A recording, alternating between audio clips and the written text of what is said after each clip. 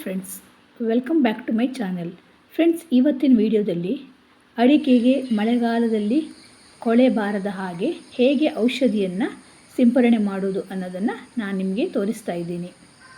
ಯಾರಾದರೂ ಹೊಸಬರಾಗಿ ಈ ವಿಡಿಯೋನ ನೋಡ್ತಾ ಇದ್ದರೆ ದಯವಿಟ್ಟು ಸಬ್ಸ್ಕ್ರೈಬ್ ಮಾಡ್ಕೊಂಡು ನೋಡಿ ಮತ್ತು ಪಕ್ಕದಲ್ಲಿರುವ ಬೆಲ್ ಐಕಾನ್ನ ಪ್ರೆಸ್ ಮಾಡಿ ಅಲ್ಲಿ ಆಲ್ ಅಂತ ಸೆಲೆಕ್ಟ್ ಮಾಡೋದರಿಂದ ನಾನು ಮುಂದೆ ಹಾಕುವಂತಹ ಎಲ್ಲ ವಿಡಿಯೋದ ನೋಟಿಫಿಕೇಷನ್ ನಿಮಗೆ ಬರ್ತದೆ.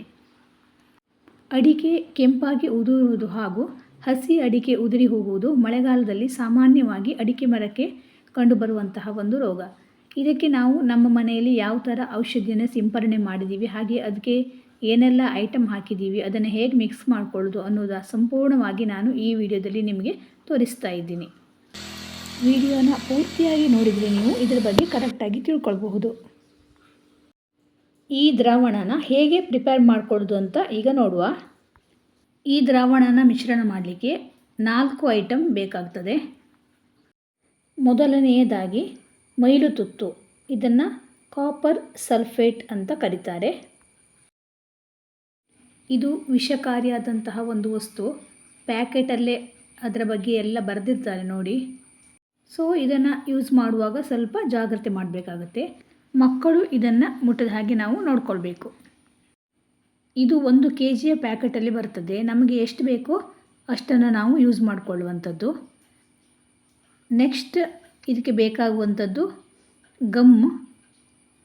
ಇದು 1 ಲೀಟರ್ ಬಾಟಲ್. ಅದರಲ್ಲೇ ಬರೆದಿರ್ತದೆ ಫಾರ್ ಅಗ್ರಿಕಲ್ಚರಲ್ ಯೂಸ್ ಅಂತ. ನಮಗೆ ಎಷ್ಟು ಬೇಕೋ ಅಷ್ಟು ನಾವು ಹಾಕ್ಕೊಳ್ಬೋದು. ಈ ಗಮ್ಮಿನ ಬದಲಾಗಿ ರಾಳವನ್ನು ಬೇಕಾದರೂ ನಾವು ಯೂಸ್ ಮಾಡ್ಕೊಳ್ಬಹುದು. ಅದನ್ನು ಬಿಸಿ ನೀರಲ್ಲಿ ಮಿಕ್ಸ್ ಮಾಡಿ ಹಾಕುವಂಥದ್ದು. ನೆಕ್ಸ್ಟ್ ಇನ್ನೊಂದು ಐಟಮ್ ಸುಣ್ಣ. ಇದು ಮನೆಯಲ್ಲಿ ವೀಳ್ಯದೆಲೆ ತಿನ್ನಲಿಕ್ಕೆ ಬಳಸ್ತಾರಲ್ಲ, ಅದೇ ಸುಣ್ಣ. ಇದು 4 kg ಬ್ಯಾಗಲ್ಲಿ ಬರುವಂಥದ್ದು. ಇನ್ನೊಂದು ಐಟಮ್ ಏನಂತಂದರೆ ನೀಮ್ ಆಯಿಲ್, ಬೇವಿನ ಎಣ್ಣೆ. ಈ ಬೇವಿನ ಎಣ್ಣೆ ಹಾಕೋದರಿಂದ ಕೀಟಗಳು ಸ್ವಲ್ಪ ಕಡಿಮೆ ಆಗ್ತದೆ. ಅದರ ಸ್ಮೆಲ್ಗೆ ಕೀಟಗಳು ಬರುವುದಿಲ್ಲ ಅಂತ ಬೇವಿನ ಎಣ್ಣೆನ ಹಾಕುವಂಥದ್ದು. ಈಗ ಒಂದು ತೆಳುವಾದ ಬಟ್ಟೆಯನ್ನು ತಗೊಂಡು ಅದಕ್ಕೆ ಮೈಲ್ತುತ್ತನ್ನು ಹಾಕಬೇಕು. ನಾವೆಷ್ಟು ಮೈಲ್ತುತ್ತು ತಗೊಂಡಿದ್ದೇವೋ ಅಷ್ಟು ಪೂರ ಅದಕ್ಕೆ ಹಾಕಬೇಕು. ನಾವಿಲ್ಲಿ 1 kgಯ 3 ಪ್ಯಾಕೆಟನ್ನು ತಗೊಂಡಿದ್ದೀವಿ. 3 kg ಆಗುತ್ತೆ ಅದು. ಇದು ನಾವಿಲ್ಲಿ ತಗೊಂಡಿರುವಂಥದ್ದು ಇಡೀ ಮೈಲ್ತುತ್ತು. ಇದರಲ್ಲಿ ಪುಡಿ ಸಹ ಬರ್ತದೆ, ಯಾವುದನ್ನು ಸಹ ಯೂಸ್ ಮಾಡ್ಕೊಳ್ಬೋದು. ನೋಡಿ, ಈ ಮೈಲ್ತುತ್ತು ನೋಡಿ ಸೇಮ್ ಕಲ್ಲು ಸಕ್ಕರೆ ಹಾಗೆ ಇದೆ, ಆದರೆ ಕಲರ್ ಮಾತ್ರ ಚೇಂಜ್ ಅಷ್ಟೇ ನೋಡಲಿಕ್ಕೆ. ಈಗ ಇದನ್ನು ಬಟ್ಟೆಯಲ್ಲಿ ಕಟ್ಟಿ ಒಂದು ಬಕೆಟ್ ನೀರಿನಲ್ಲಿ ಇಡಬೇಕು.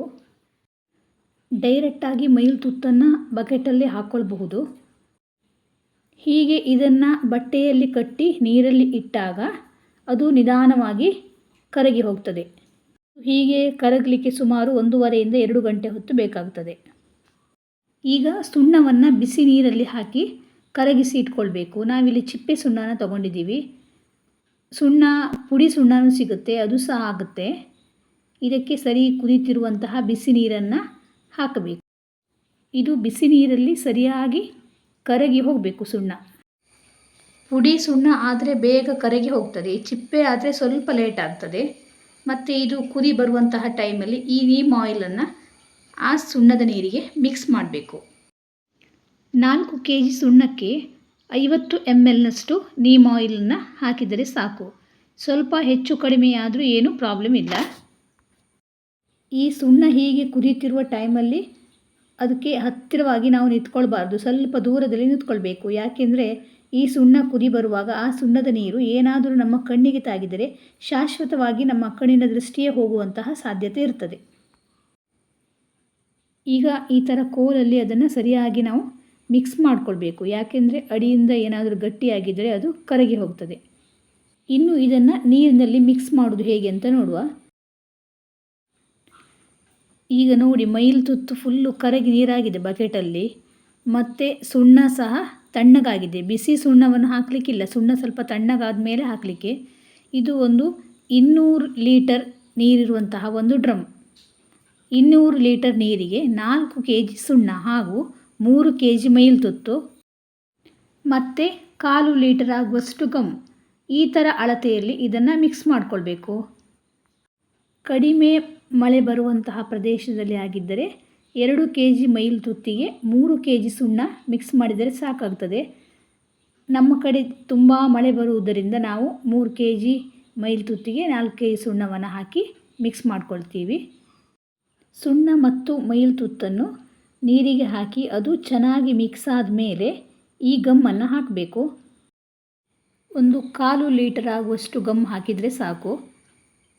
ಮತ್ತು ಇದನ್ನು ಚೆನ್ನಾಗಿ ಮಿಕ್ಸ್ ಮಾಡಬೇಕು. ಅದು ನೊರೆ ಬರುವ ತನಕ ಅದನ್ನು ಮಿಕ್ಸ್ ಮಾಡಬೇಕು. ಒಂದು ಸಲ ಈ ಔಷಧಿನ ಸ್ಪ್ರೇ ಮಾಡಿದ ನಂತರ ಮತ್ತೆ 25 ದಿವಸದ ನಂತರ ಮತ್ತೆ ಸ್ಪ್ರೇ ಮಾಡಬಹುದು.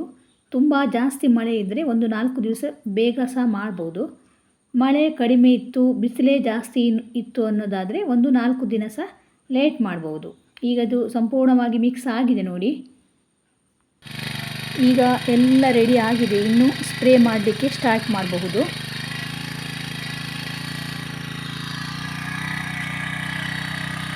ಇದರಲ್ಲಿ 3 ಥರದ ಪೈಪ್ ಬರ್ತದೆ. ಇದು ಯೆಲ್ಲೋ ಕಲರ್ ಕಾಣಿಸ್ತಿದೆಯಲ್ಲ, ಅದರಲ್ಲಿ ಔಷಧಿ ಹೋಗುವಂಥದ್ದು. ಇನ್ನೊಂದು ಕಡೆಯಿಂದ 2 ಪೈಪ್ ಬರ್ತದೆ. ಅದು 2 ಪೈಪು ಆ ಡ್ರಮ್ ಒಳಗೆ ಹಾಕಲಿಕ್ಕೆ. ನೋಡಿ ಇಲ್ಲಿ 2 ಪೈಪು ಈ ಡ್ರಮ್ ಒಳಗೆ ಹಾಕಲಿಕ್ಕೆ.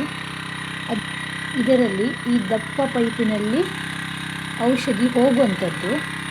ಈ ಸಪುರವಾದ ಪೈಪ್ನಲ್ಲಿ ಅಲ್ಲಿ ಮದ್ದು ಹರಿಯುವಾಗ ಸ್ಟಾರ್ಟ್ ಮಾಡಿದರೆ ಅದರಲ್ಲಿ ಹೆಚ್ಚಾದ ಔಷಧಿ ವಾಪಸ್ ಆ ಡ್ರಮ್ಮಿಗೆ ವಾಪಸ್ ಬಂದು ಬೀಳ್ತದೆ. ಈ ಮೆಷಿನನ್ನು ಸ್ವಲ್ಪ ಅಡ್ಜಸ್ಟ್ಮೆಂಟ್ ಕೂಡ ಮಾಡ್ಕೊಳ್ಬೋದು. ಜಾಸ್ತಿ ಸ್ಪ್ರೇ ಬೇಕಾದರೆ, ಸ್ವಲ್ಪ ಫಾಸ್ಟಾಗಿ ಸ್ಪ್ರೇ ಬರಬೇಕಂದ್ರೆ ಈ ಥರ ಎಕ್ಸಲರೇಟರ್ ಉಂಟಲ್ಲ, ಅದನ್ನು ಸ್ವಲ್ಪ ರೈಸ್ ಮಾಡಿದರೆ ಆಯಿತು. ಆಗ ಔಷಧಿ ಸ್ವಲ್ಪ ಜಾಸ್ತಿಯಾಗಿ ಸ್ಪ್ರೇ ಆಗ್ತದೆ. ನೋಡಿ ಈಗ ಸ್ಪ್ರೇ ಮಾಡಲಿಕ್ಕೆ ಸ್ಟಾರ್ಟ್ ಮಾಡಿದ್ದಾರೆ. ಫ್ರೆಂಡ್ಸ್, ಇವತ್ತಿನ ವಿಡಿಯೋ ನಿಮಗೆ ಇಷ್ಟ ಆದಲ್ಲಿ ಲೈಕ್ ಮಾಡಿ, ನಿಮ್ಮ ಫ್ರೆಂಡ್ಸ್ ಆ್ಯಂಡ್ ಫ್ಯಾಮಿಲಿಗೂ ಶೇರ್ ಮಾಡಿ. ಈ ವಿಡಿಯೋ ನಿಮಗೆ ತುಂಬ ಉಪಯುಕ್ತವಾದ ಮಾಹಿತಿ ಅಂದ್ಕೊಳ್ತೀನಿ. Thank you for watching.